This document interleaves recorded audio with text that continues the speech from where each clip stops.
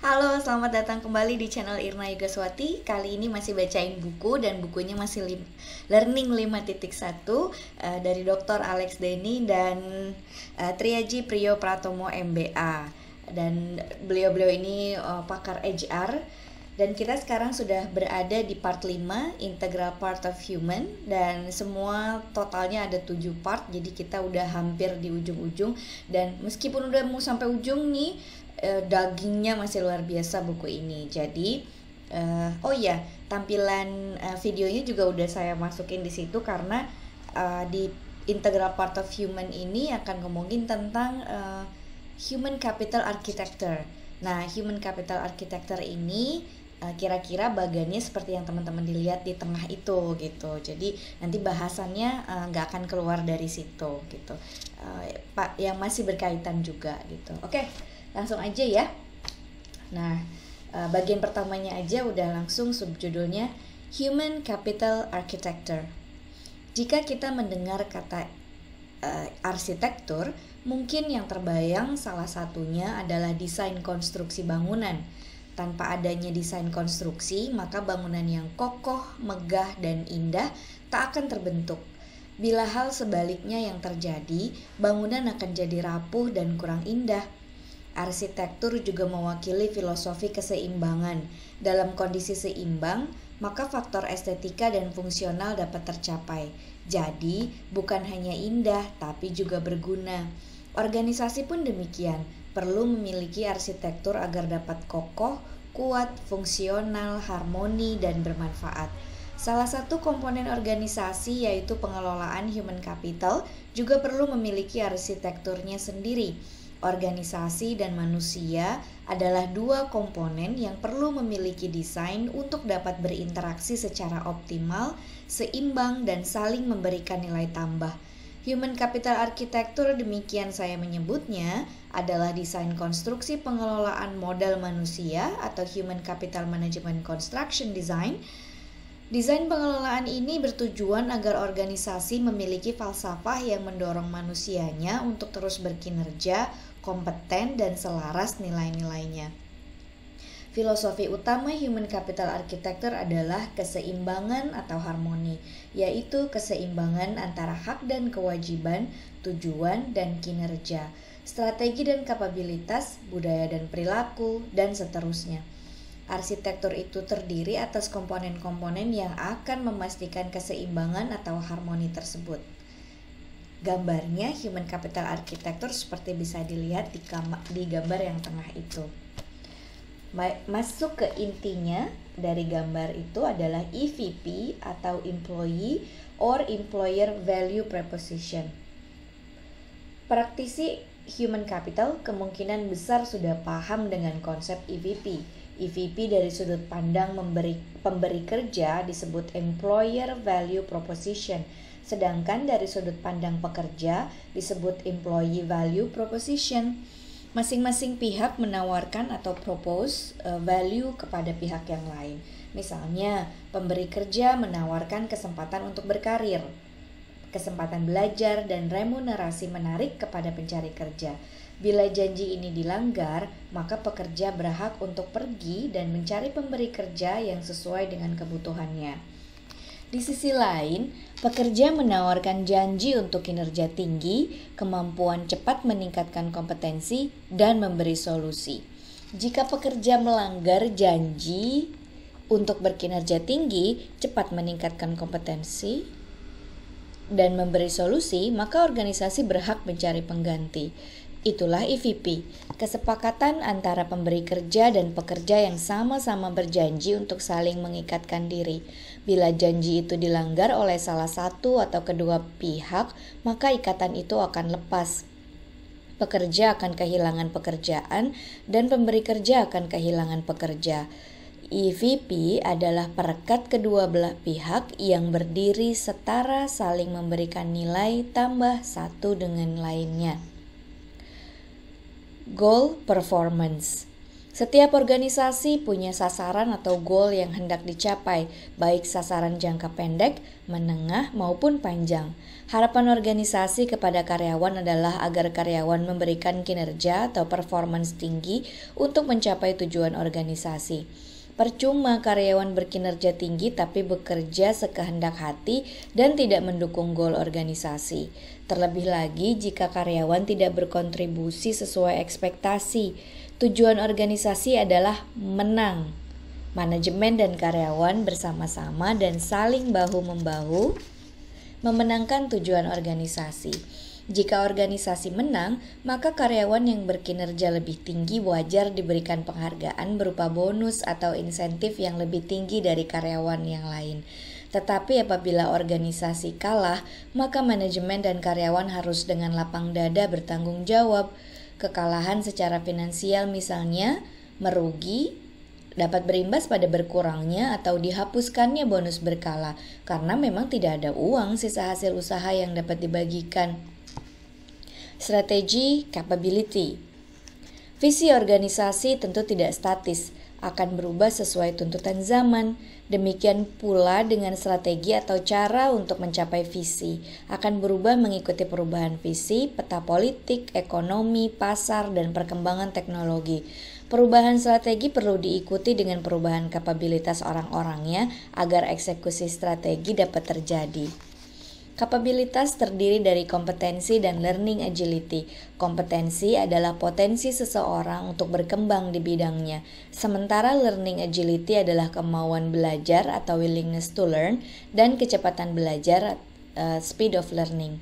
Bayangkan, misalnya, strategi organisasi adalah digitalisasi. Jika orang-orang di dalam organisasi tidak mau dan tidak cepat mengubah pola kerja dari manual menjadi digital, dijamin organisasi itu akan tertinggal dibanding organisasi lain, terutama yang karyawannya lebih mau dan lebih cepat belajar. Organisasi menuntut agar setiap orang di dalam organisasi mau dan cepat menyesuaikan kapabilitasnya dengan perubahan strategi. Hanya orang-orang yang gesit berubah sesuai tuntutan organisasi yang akan memiliki kesempatan pengembangan karir dan kesejahteraan yang lebih luas dibanding karyawan lainnya. Culture or behavior. Tiap organisasi biasanya memiliki budaya kerja yang menjadi karakter organisasi tersebut. Budaya kerja adalah nilai-nilai kolektif yang disepakati secara formal atau informal dan ditunjukkan secara konsisten dalam perilaku keseharian orang-orangnya. Organisasi membutuhkan karyawan yang memiliki perilaku selaras dengan budaya organisasi, karena tanpa keselarasan, karyawan tidak akan berkontribusi optimal. Sebaliknya, organisasi yang diisi oleh karyawan yang tidak memiliki perilaku selaras dengan budaya akan menjadi tempat kerja yang tidak nyaman. Misalnya, budaya organisasi adalah speed atau kecepatan. Jika karyawan tidak memiliki kecepatan dalam bekerja, maka organisasi akan bergerak selambat orang yang paling lambat. Orang lambat yang diminta untuk cepat akan stres karena tak mampu mengikuti kecepatan yang diharapkan. Selama 20 tahun memimpin GE, Jack Welch sukses meningkatkan nilai saham GE sebesar 4.000%. Kunci suksesnya hanya dengan menempatkan orang yang tepat di tempat yang tepat, lalu mendorong orang itu berkinerja dengan cepat.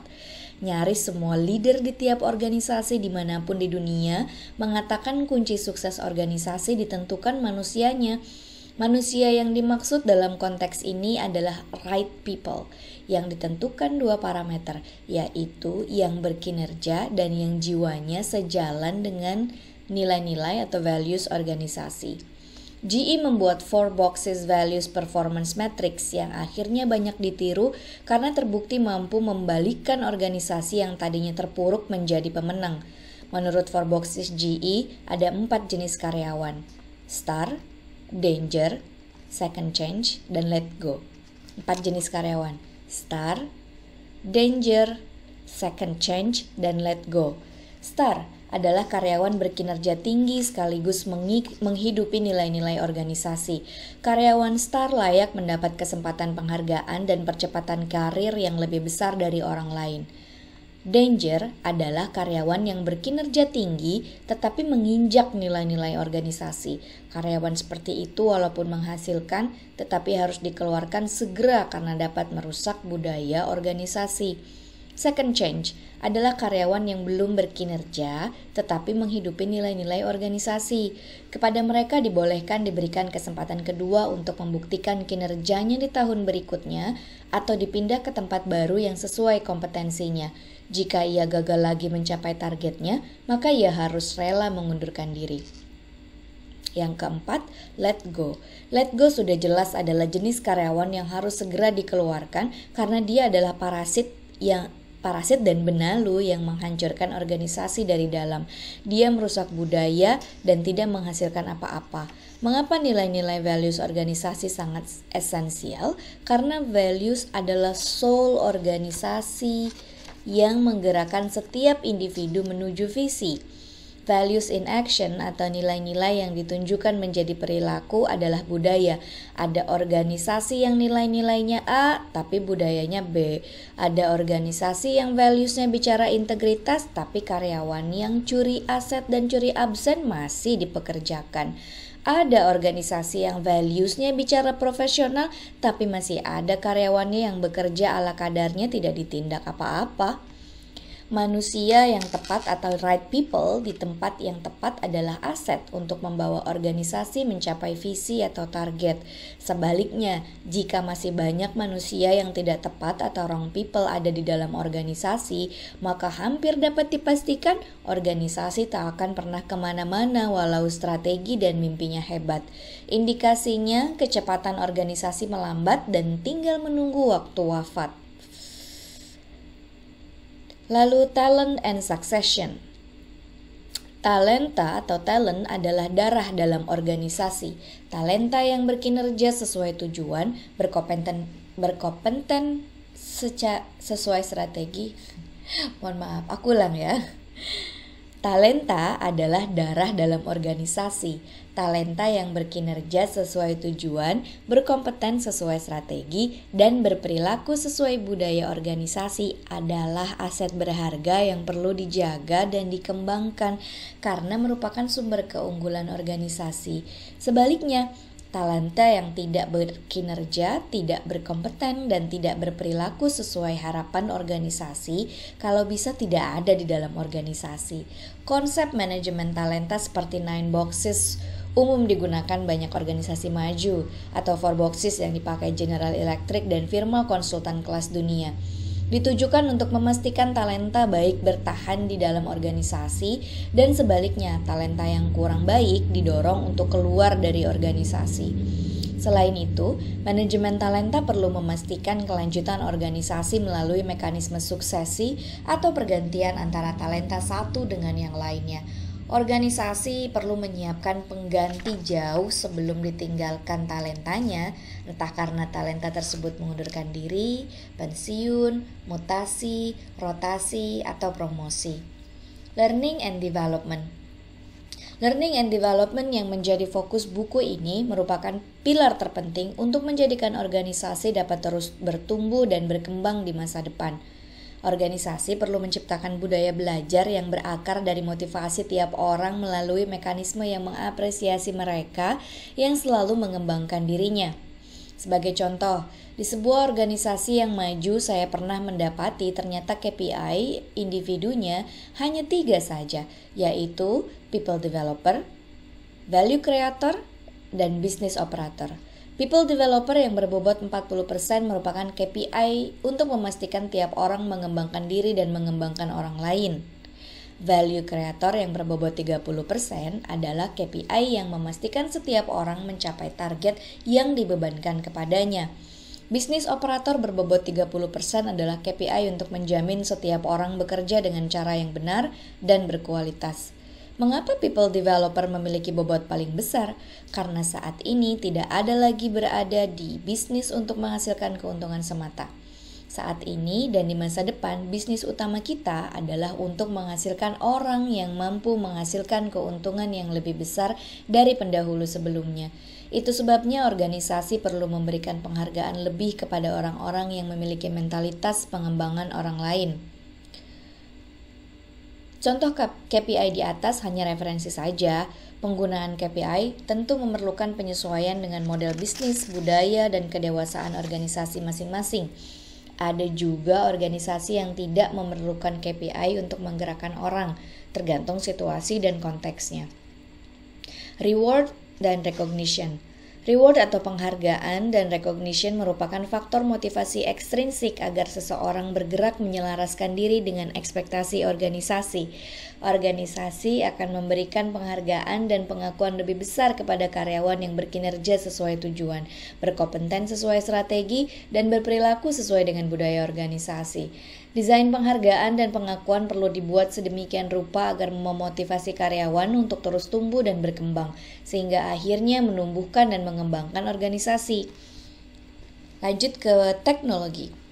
Disadari atau tidak, teknologi telah memasuki setiap sendi kehidupan, termasuk dalam pengelolaan organisasi.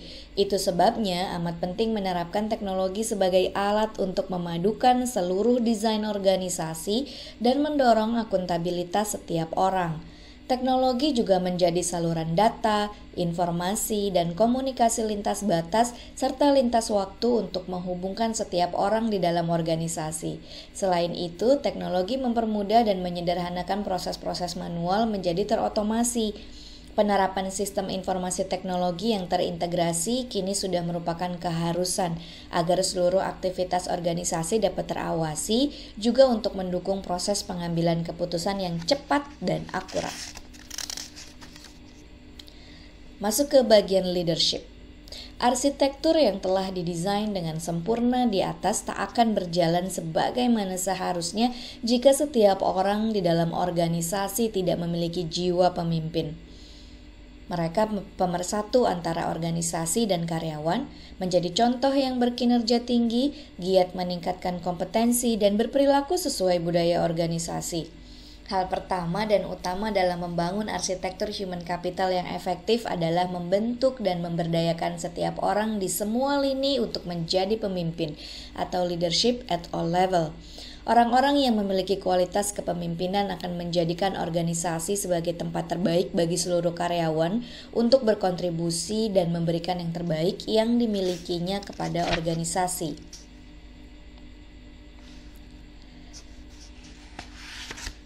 Itu tadi bagian dari Human Capital Architecture. Kita akan lanjutkan ke subtema berikutnya, yaitu The Future Role of Talent Development di video berikutnya. Terima kasih sudah mendengarkan di video kali ini. Jangan lupa like dan subscribe channelnya ya. Terima kasih. Saya Irna Yogoswati, undur diri. Bye!